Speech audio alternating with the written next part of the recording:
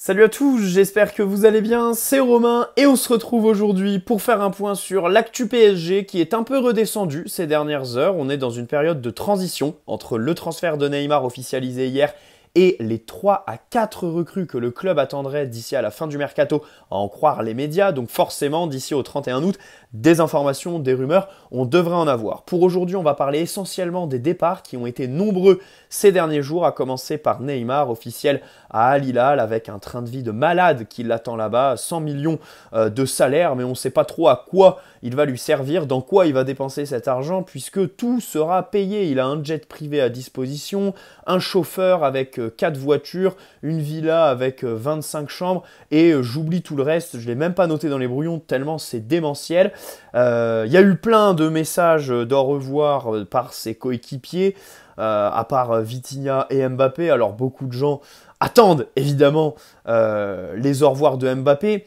Je comprends, parce que c'est vrai que c'est une relation qui était naturelle au début, qui avait plein de promesses au PSG et qui a surtout fait de grandes choses. Ce serait triste de se quitter comme ça. De l'autre côté, évidemment, j'attends aussi le message de Neymar, voilà, sur les réseaux. Pour l'instant, la seule chose qu'on a eue, c'est un like tabassant Mbappé. Neymar, j'adore. Neymar, évidemment, depuis qu'il est parti, je suis un peu triste. Je regarde les anciens matchs référence qu'il a eu chez nous, parce qu'il y en a eu bien sûr. Adieu l'artiste, hein, voilà, on a le pincement au cœur. Mais de l'autre côté, comme l'année dernière lors du Penalty Gate où il fait ses histoires de like, tu te dis, c'est un peu gamin quoi. Ne règle pas tes comptes comme ça en public. Avec tes histoires sur les réseaux sociaux. Et puis surtout, je crains une interview un peu à la Cristiano Ronaldo à l'automne dernier, qui risque de remettre de l'huile sur le feu, sachant que s'il l'a fait, ce serait en pleine saison, entre deux matchs. Voilà, on espère qu'ils ne seront pas couperés. Et encore une fois, ça devrait faire un épisode en plus pour le divertissement Saint-Germain. Bon bref, c'est fait, il est parti, c'est très bien vendu. J'en ai fait 28 minutes de vidéo avant-hier. Son départ, je le conçois. Évidemment, franchement, je vois pas comment on peut ne pas avoir de pincement au cœur de voir ce joueur partir. Alors oui, en France, il y a une haine qui s'est construite, qui est devenue complètement folle à certains moments. Oui, il n'a pas tout fait à un moment donné pour être au plus haut niveau.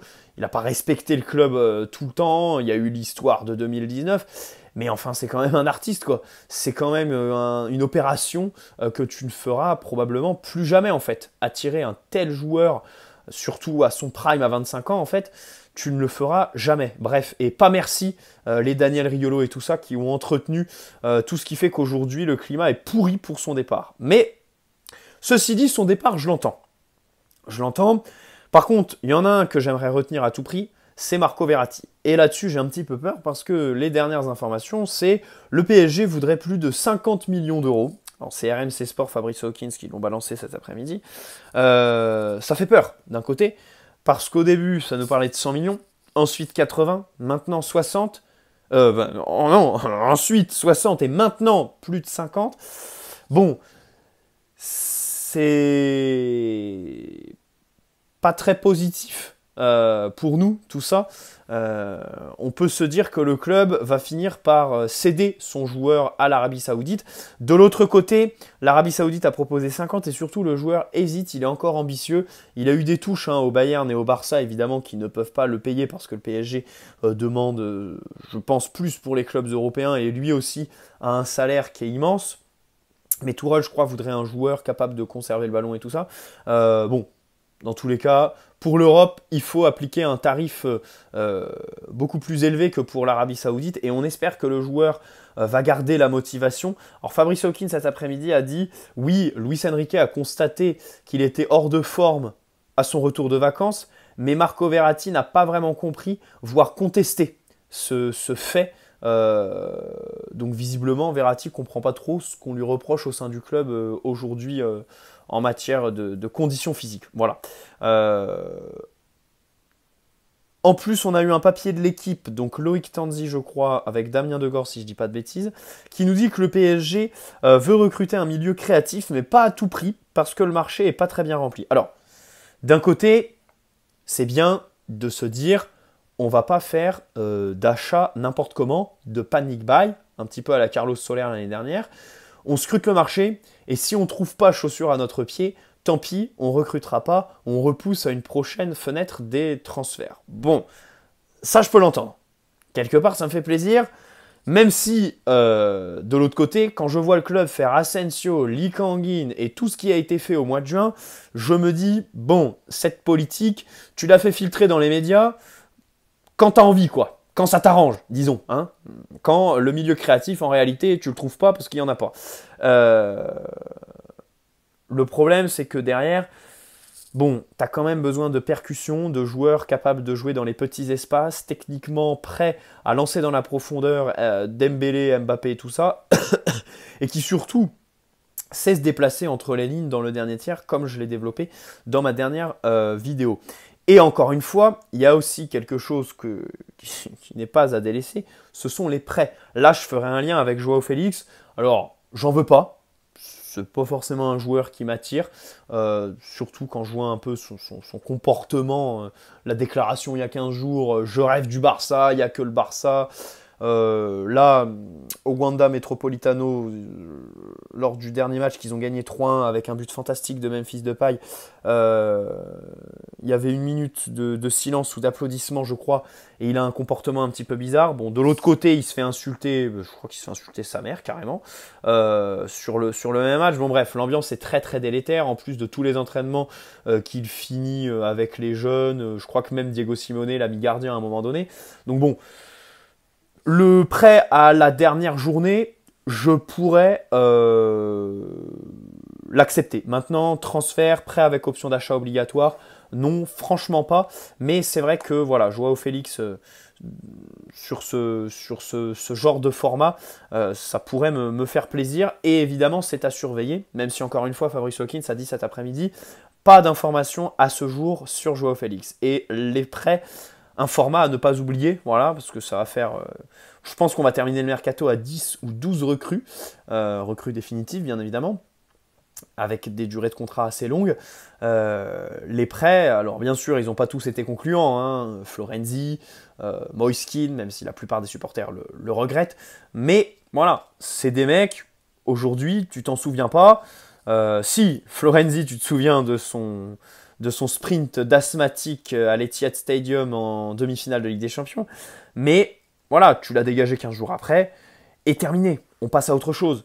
Donc évidemment, ce genre de format, je plaide pour. Bref. Alors, un journaliste Relevo, Jorge Picon, a balancé une information dans laquelle il a identifié Matt Moretto. Matt Moretto, il faut savoir que c'est un journaliste que j'apprécie beaucoup, qui a fait ses preuves. Moi, les deux journalistes que je retiens de cette fenêtre mercato, c'est Matt Moretto, parce que il a eu des exclus.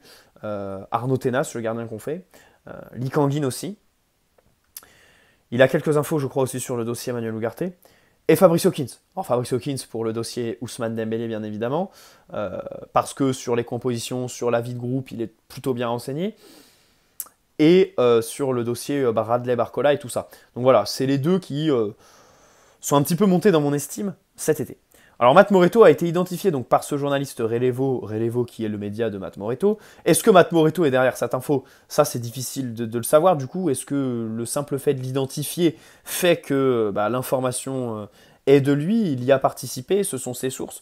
Puisque selon donc ce journaliste, Kolo Muani, la signature est proche. Accord bientôt entre les deux clubs. Information qui arrive un peu comme un cheveu sur la soupe, sachant que ces dernières heures, on se battait un petit peu entre médias concernant un accord entre le joueur et le club. C'est même pas un accord entre les clubs, c'est vraiment avec Kolo Muani. Il y a des médias qui nous disaient accord avec le PSG et d'autres qui démentaient complètement. Voilà. Donc là-dessus, c'est un peu difficile. J'ai l'impression qu'on nous balance un peu tout et n'importe quoi, qu'on meuble quoi. Que là, le dossier, les médias en profitent pour faire du meublement. Donc attendons la fin de semaine. Demain ou après-demain, on devrait avoir des informations parce qu'après, samedi, c'est match. Donc on n'aura pas d'informations à ce moment-là.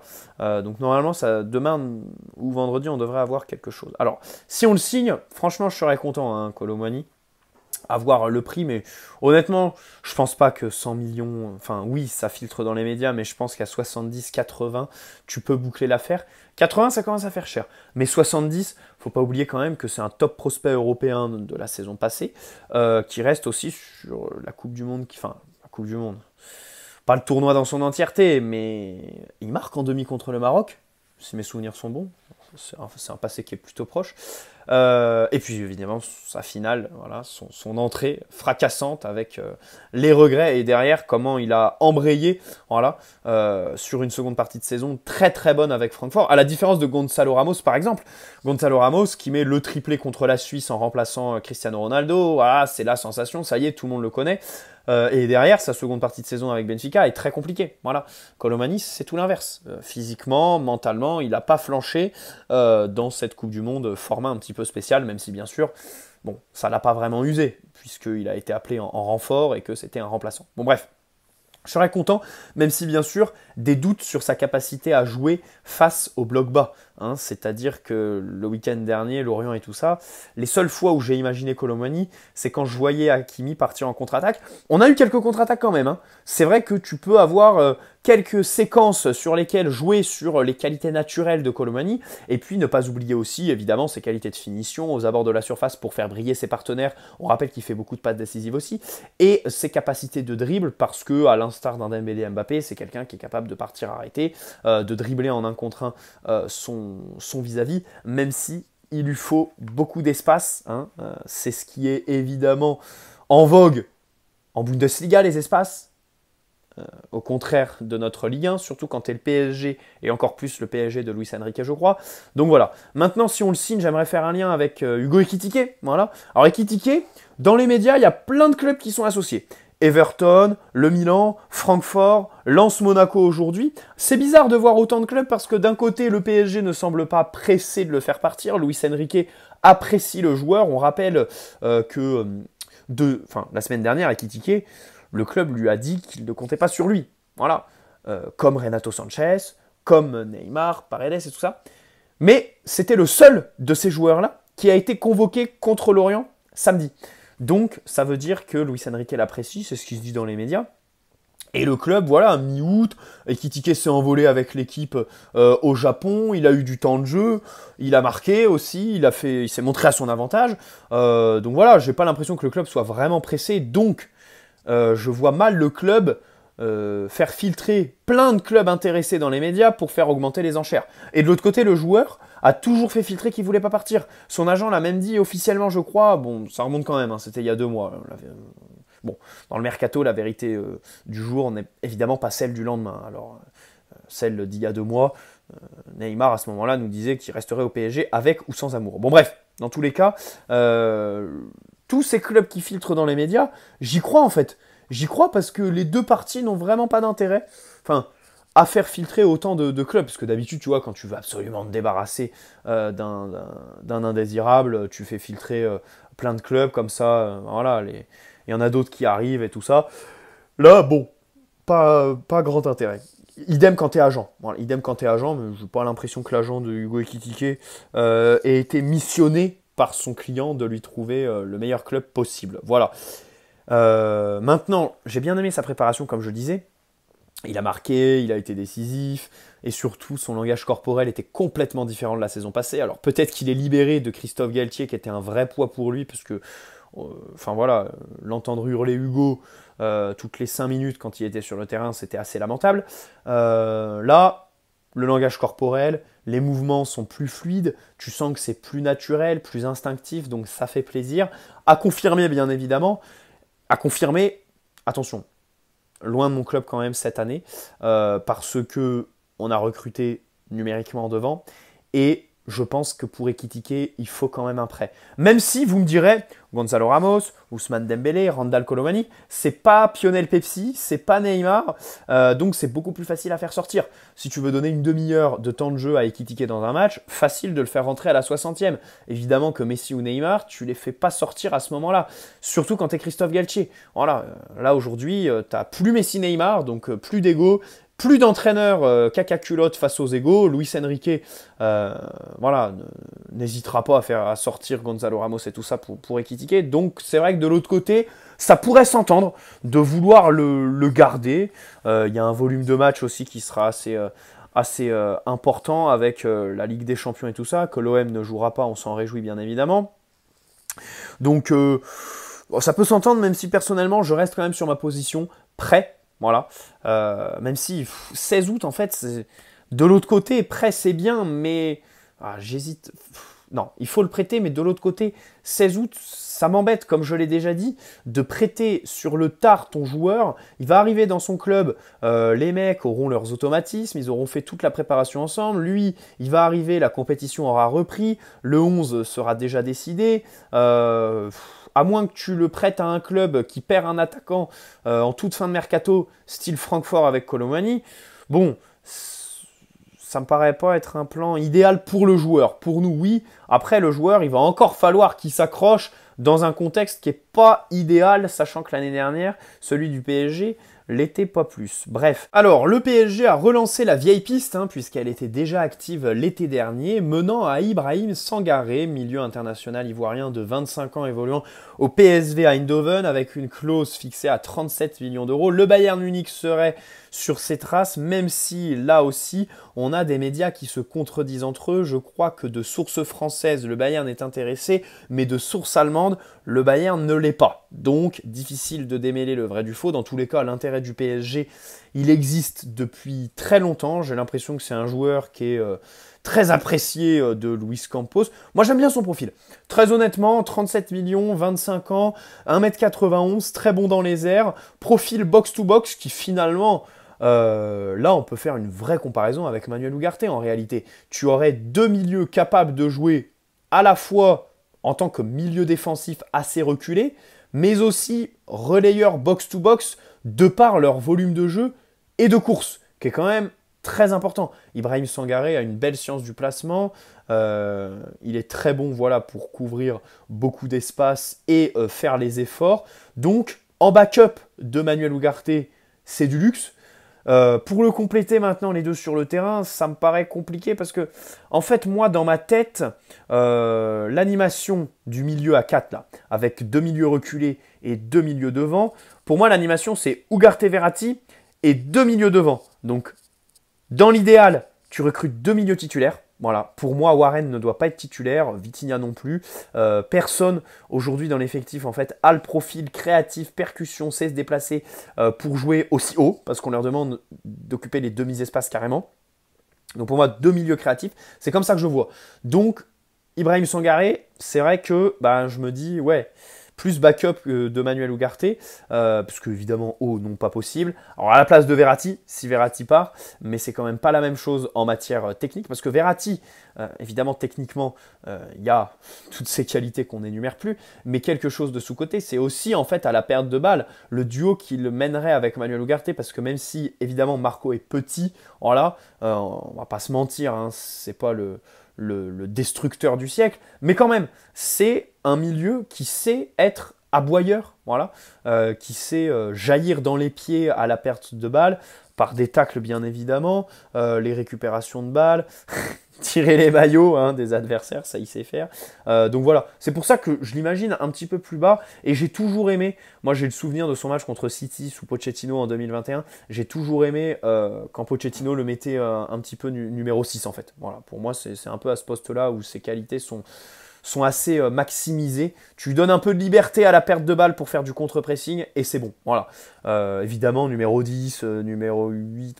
Le problème, c'est que vraiment, dans le dernier tiers, il est plus que prévisible, quoi. Et je préfère privilégier pour ces postes-là des joueurs qui, justement, sont meilleurs dans ces zones du terrain. Alors, Ibrahim Sangaré a une grosse frappe qui est lourde. Maintenant, en dernier tiers, voilà, tu peux pas trop l'envisager. Même si, box-to-box, c'est pas trop mal. Franchement, si tu fais deux milieux créatifs, Ibrahim Sangaré en plus, je prends. Maintenant, Ibrahim Sangaré et un milieu créatif, je prends aussi. Ibrahim Sangaré sans milieu créatif, voilà, là, il y aura quand même un sacré défaut au mercato. Parce que Lee Kang-in, je l'aime bien, mais le problème, c'est qu'il va partir aux Jeux Olympiques asiatiques. et à la Coupe d'Asie pour essayer d'aller chercher la médaille, le trophée, pour éviter le service militaire. Lee Kang-in, il s'est encore entraîné individuellement aujourd'hui avec Warren Zaïre-Emery. Voilà. Il s'est pété, on se rappelle, lors de son premier match contre le Havre. Bon, ça me paraît un peu juste quand même, hein, de reposer là-dessus. Surtout que Warren, comme je l'ai dit, pareil, Warren, il s'entraîne individuellement aujourd'hui. Il ne doit pas être titulaire dans un club comme le PSG. Voilà, tu le mets dans la rotation, jamais tu lui donnes 40-50 matchs dans la saison. Pour un mec de 17 ans qui passe son bac, bon, c'est le meilleur moyen pour le cramer. Bref. Alors, le départ de Paredes, 4 millions. Et encore, 4 millions, ce sera avec les bonus. Hein. Il y a des sources qui disent que c'est 2,5 millions fixes. Sachant qu'on l'a acheté 50, c'est ahurissant. Voilà, c'est un départ qui est... Alors là, c'est très très très très mal vendu. Après, de l'autre côté, il n'avait pas d'offre. Et bien évidemment qu'il fallait s'en séparer. Hein. Ok, c'est un champion du monde et 4 millions, c'est mal vendu.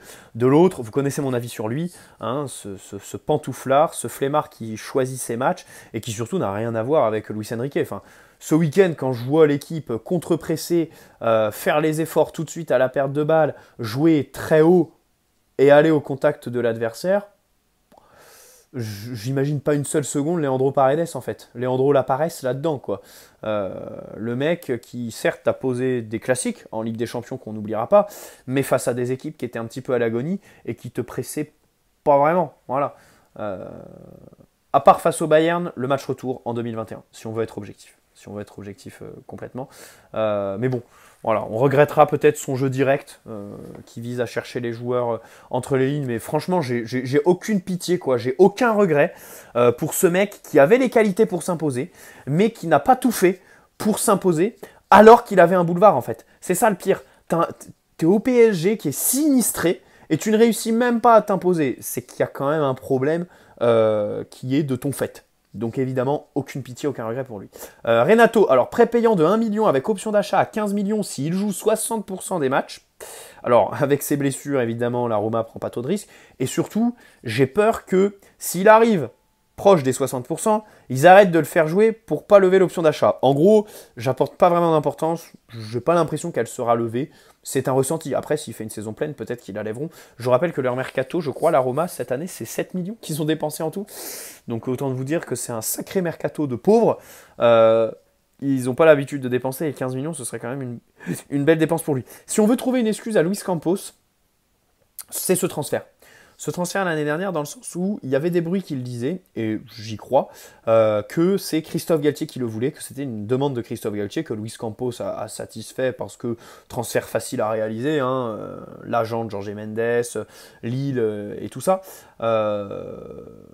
Maintenant, les 50 contrats que tu as donnés pour un transfert à 12 millions et un joueur qui faisait que de se péter, je pense pas que ce soit Christophe Galtier qui l'ait fait, voilà, qui l'ait rédigé. Je pense que c'est plus Luis Campos et ses équipes. Donc là-dessus, évidemment, c'est sa part de responsabilité. Maintenant, sur l'idée en elle-même, j'ai plus l'impression qu'on est face à une demande de l'entraîneur. Donc si ça peut être une excuse à Luis Campos, voilà. Mais on en revient encore une fois au choix de Luis Campos de nommer Christophe Galtier à la tête de cette équipe qui était un non-sens absolument absolu. Abdou Diallo au Qatar pour 15 à 18 millions selon les sources. Il lui restait une année de contrat, une année à amortir parce que c'était le contrat initial. Il est arrivé en 2019 pour 5 ans. Donc contrat jusqu'en 2024, 32 millions d'euros, donc 15 à 18 millions, tu leur retires 6 millions et demi et tu as le bénéfice que le PSG fait sur ce transfert, donc ça fait quasiment 10 millions d'euros dans les caisses. Ça c'est propre, voilà, c'est une belle vente. On souhaite bon vent à Abdou Diallo qui a été un bon joueur de rotation, qui a dépanné contre Manchester United match retour en phase de poule 2020. Évidemment, mi-temps du match retour contre le Barça en 2021 où il pocket Messi au poste de latéral gauche. Voilà. En défense centrale aussi, il a été plutôt bon. L'année dernière, je pensais qu'il allait avoir un rôle à jouer au vu de sa polyvalence avec le système à 3 que Luis Campos voulait mettre en place, mais bon, il n'a pas eu sa chance. Voilà. Mbappé, on a eu des papiers, notamment Loïc Tanzi qui nous dit que la prolongation n'est pas acquise. Hein. Alors, il se peut qu'en fait, il ait été réintégré parce qu'en échange, il n'a pas promis une prolongation, mais le fait de ne pas être lésé, le club, dans le cadre d'un départ libre. En gros, Loïc Tanzi a émis l'hypothèse que Mbappé aurait abandonné certaines primes pour pas mettre à mal financièrement le club. Bon, Ça me paraît un peu... La vérité, je pense qu'aujourd'hui, personne ne sait rien sur ce dossier. Moi, ce qui me fait le plus peur, la seule certitude que j'ai aujourd'hui, c'est que le Real, le temps passe et il ne bouge pas. J'ai quand même très très peur d'un accord transfert libre l'année prochaine parce qu'en réalité, si tu prolonges Mbappé aujourd'hui, ben, le Real, il vaut mieux proposer les 180 millions cet été plutôt que l'année prochaine parce que, en fait, quitte à payer, je vois pas pourquoi ils le feraient avec un an de retard, sachant qu'ils peuvent le faire cette année en fait. Et c'est là tout le cul-de-sac que je comprends vraiment pas. Et c'est pour ça que pour moi, le fait que c'est soit il y a un accord entre Mbappé et le Real, soit le Real abandonne définitivement Mbappé. Je le vois comme ça en fait. Euh, et j'espère qu'il n'y a pas d'accord entre les deux pour un transfert libre l'année prochaine, parce que pour moi, tous les efforts que tu fais là, si c'est pour pas le prolonger d'un an et le voir partir libre, même s'il t'économise des primes de je ne sais quoi, ça m'embêterait quand même. Voilà pour cette vidéo. N'hésitez pas à poser un like si elle vous a plu. Vous abonner si ce n'est pas déjà fait. Ciao les amis, prenez soin de vous avant tout. Et allez Paris!